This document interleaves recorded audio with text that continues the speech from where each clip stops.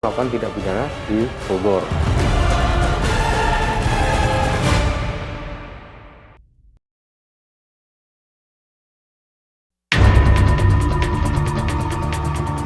Di penghujung tahun 2020 ini, dunia kriminal digemparkan dengan 3 kasus besar yang sempat menyita perhatian publik. Ada mutilasi di Kota Bekasi yang korbannya merupakan pria penyuka sesama jenis. Ada seorang guru ngaji di Cibinong, Bogor yang ditemukan tewas di dalam sumur. Serta ada seorang kakak di Sawangan, Depok yang dihabisi oleh adiknya sendiri dan mayatnya dikubur di lantai kamar kontrakan.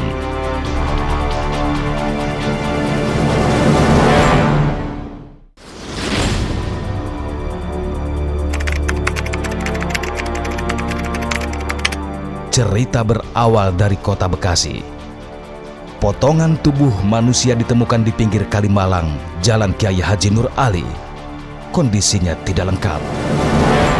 Hanya tersisa bagian badan dan tangan kanan saja. Korban berjenis kelamin pria, diperkirakan berusia sekitar 20 tahunan.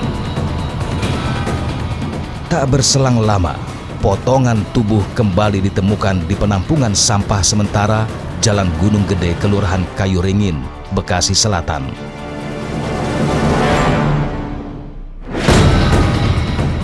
Jaraknya hanya 1 kilometer dari penemuan pertama. Potongan lengan kiri ini terbungkus plastik dan ditemukan oleh petugas kebersihan.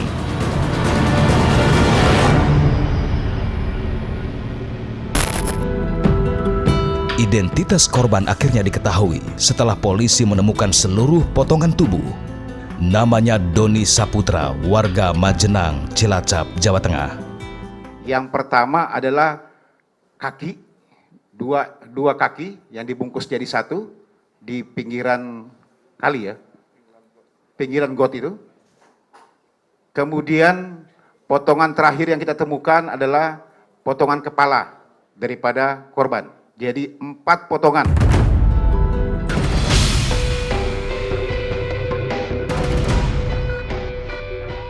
Dua hari setelah penemuan mayat korban, polisi meringkus pelaku. Inisialnya AM, usianya 17 tahun. Warga pun terkejut dan benar-benar tidak percaya kalau AM bisa berbuat keji. Apakah mungkin dalam pembunuhan yang sangat sadis itu anak sekecil itu sampai perbuatan itu luar biasa gitu, dan tetangga kiri kanan pun yang ada tidak mendengar ada suara-suara apa yang kira-kira mencurigakan. AM merupakan anak jalanan. Sehari-hari ia mengamen dan menjadi manusia silver. Tak ada yang mengira kalau AM memutilasi korban di tempat tinggalnya.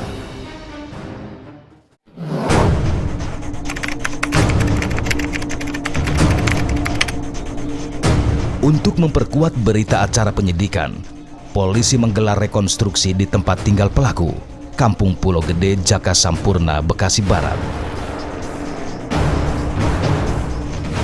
Ada 35 adegan dalam rekonstruksi itu.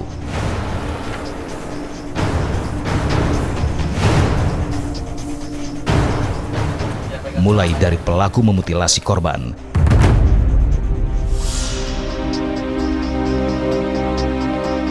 hingga membuangnya secara terpisah. Motif pembunuhan disertai mutilasi ini pun akhirnya terungkap. Setelah dilakukan pemeriksaan, motif utama yang paling dia sampaikan adalah dia merasa sakit hati terhadap si korban. Sakit hati pertama karena dilakukan asusila atau sejak mulai bulan Juli. Juli itu asusila seperti apa? Ini sesama jenis yang pada saat dia tidur pertama kemudian dilakukan asusila terhadap si pelaku ini. Ini yang pengakuan. Yang kedua, sakit hati juga merasa bahwa tidak sesuai dengan janji katanya. Makanya saya punya niat Pak, mau saya habisi aja nih. Saya suka dimarah-marahi dan saya nggak pernah dibayar lagi katanya. Itu menurut dia. Biasanya 100.000 Mas dibayarnya. Mulai awal-awal masih 100.000, tapi setelah itu sudah mulai turun 15, 20.000, bahkan beberapa kali nggak dibayar. Itulah yang kemudian menurut dia sakit hati tidak sesuai dengan janji katanya. Makanya kami masih mendalami dan akan kita lakukan pemeriksaan kejiwaan terhadap si pelaku ini. Selain mutilasi di Bekasi, peristiwa tragis juga terjadi di Cibinong, Bogor pada November 2020. Seorang wanita yang berprofesi sebagai guru ngaji ditemukan tewas di lubang sumur belakang rumahnya. Ada di Kota Depok, dia juga melakukan tindak pidana di Bogor.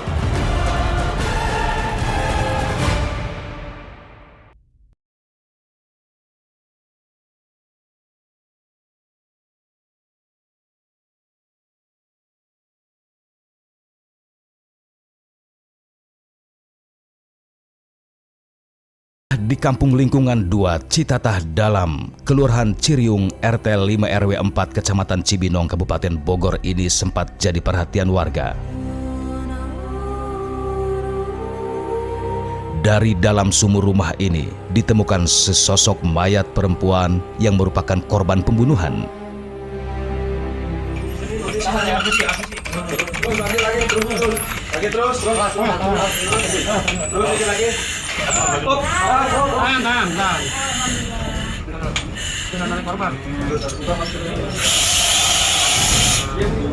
Dari dalam sumur ini, tim penyelamat petugas pemadam kebakaran Cibinong berusaha mengevakuasi sesosok mayat.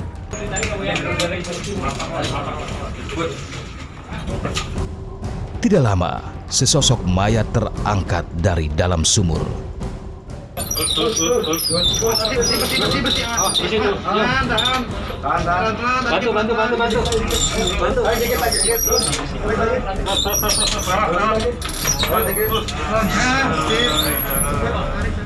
Kondisinya sudah mulai membengkak.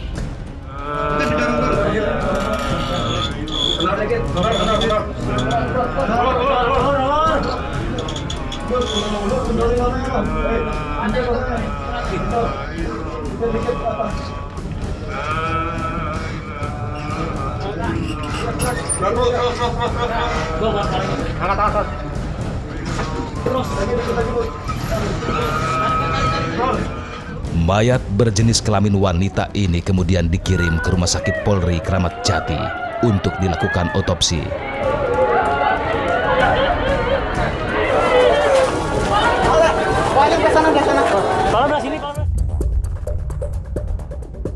Korban adalah Atikotul Mahya atau biasa disapa Bunda Maya.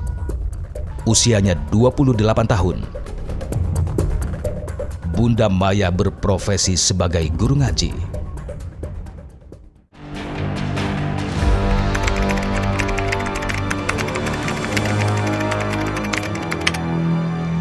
Jenazah Atikotul Mahya alias Bunda Maya tiba di tempat tinggal orang tuanya di Desa Wonorejo Kulon, Purworejo, Jawa Tengah. Setelah disolatkan, jenazah Bunda Maya pun dimakamkan. Dalam kasus ini, polisi telah menetapkan Kuntaryo sebagai tersangka.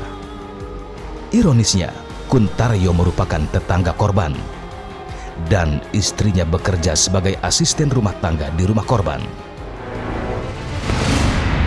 Kepada polisi, Kuntaryo mengaku menghabisi nyawa Bunda Maya karena persoalan utang piutang. Pelaku meminjam uang pertama itu sebesar 500.000 untuk menyewa mobil karena pelaku ingin keluar kota. Lalu korban meminjamkan uang kepada pelaku. Setelah itu pelaku pergilah keluar kota. Pelaku kembali ke Cibinong ini dan kembali lagi kepada korban. Karena sewa mobil masih kurang. Jadi pelaku ini meminjam uang lagi kepada korban sebesar 500.000 sehingga total jumlah uang yang dipinjam oleh pelaku sebesar 1 juta rupiah. 1 minggu setelah peminjaman uang tersebut, korban mulai menanyakan kepada pelaku. Namun jawaban pelaku tidak ada uang dan tidak bisa membayar hutang tersebut.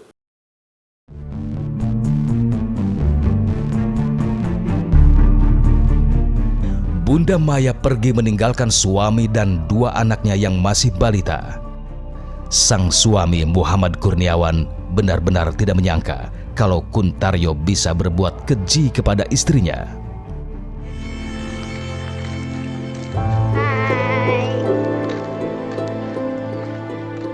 Video kebersamaan antara Muhammad Kurniawan dengan Bunda Maya tidak akan terulang lagi. Mereka telah dipisah dengan cara yang tragis. Allah. Doang tak tepuk tangan salatnya. Dan Akmalia Najma Asfia yang masih berusia 4 tahun sudah tidak bisa lagi dibimbing sholat oleh sang bunda.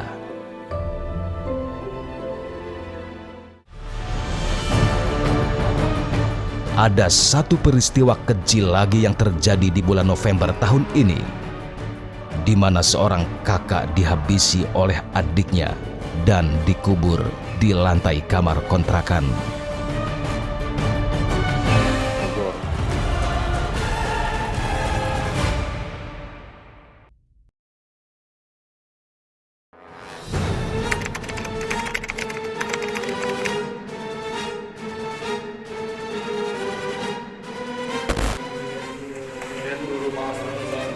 Sesosok mayat pria ditemukan terkubur di lantai sebuah kamar kontrakan di wilayah Sawangan, Depok.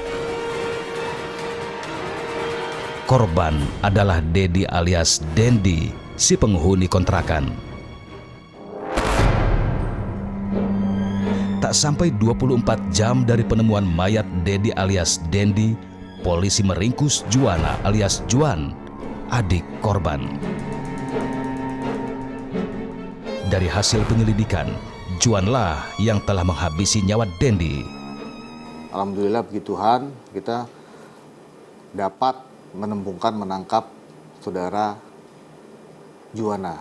Bawa balik ke Depok, kita interogasi, dan dia mengakui bahwa yang bersangkutan telah membunuh kakak kandungnya sendiri. Yang lebih mengejutkan, ternyata ada korban lain di wilayah Bogor yang dipendam oleh Juan. Melalui prarekonstruksi, melalui pemeriksaan, melalui alat bukti yang ada, bahwa selain melakukan tindak pidana yang ada di Kota Depok, dia juga melakukan tindak pidana di wilayah hukum Polres Bogor.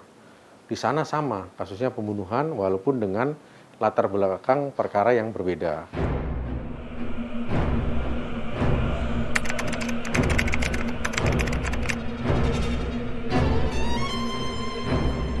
Juana alias Juan dibawa untuk menunjukkan tempat ia mengubur korban lainnya.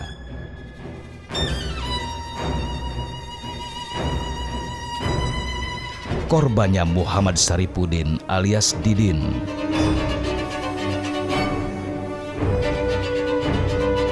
Saat melakukan aksinya, Juan dibantu temannya Khoirudin alias Khoir. Hal ini diperkuat dengan status Juan yang diuploadnya di media sosial pada 22 September 2020 lalu.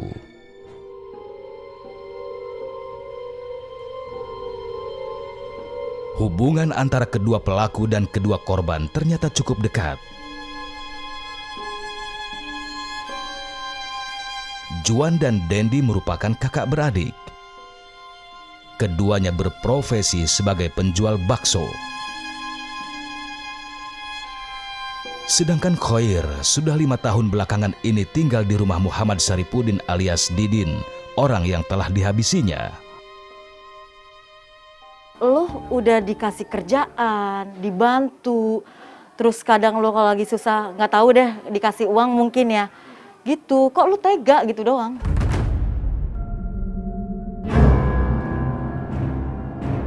Lalu, apa yang membuat kedua pelaku nekat menghabisi Dendi dan Didin?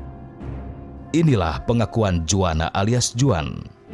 Nanya sama dia, kata saya kapan mau nikah, kata saya. Soalnya saya juga ditanya kepastian dari keluarga pacar saya, kapan saya mau mau bisa ngasih kepastian gitu. Terus dia belum bisa ngasih kepastian katanya, sambil ya agak marah gitu. Akhirnya jam 11, kira jam 11 dia udah tidur. Saya langsung berpikir gimana caranya saya untuk bisa menghabisi dia. Tadinya mau pakai batu, tapi gak ada batunya. Akhirnya lihat ada tabung gas, akhirnya pakai tabung gas. Lalu bagaimana dengan peristiwa pembunuhan Didin? Tanggal 25 Agustus, dia pas dia main ke rumah saya, dia ngajakin nyari sinyal ke rumah atas, ke rumah kakak saya yang masih kosong. Gak lama dia bilang gini, "Beb, kangen banget." Terus dia ngomongnya sama teman saya. Terus dia ngomong basa-basi gini-gini. Gak lama dia ngajakin ini, pengen meluk. Dia maksa-maksa lagi, "Ayo dong," ngajakin lagi, ayo dong, bentaran aja katanya. Saya keluar lagi. Di situ langsung timbul pemikiran saya buat ngabisin dia. Makanya saya langsung ngajar dia, mukulin dia sama Hoir. Pakai apa? Waktu itu mukulnya pakai knalpot, dikubur di kebun dekat situ. Jadi kita langsung ngambil cangkul sama ngambil senter, terus langsung ngegali. Juwana alias Juan, Khoir, Didin, dan Dendi, mereka telah dipisahkan oleh jalan hidup yang tragis. Juan dan Khoir kini hidup di balik jeruji besi penjara. Sedangkan Didin dan Dendi kini hidup di alam kubur.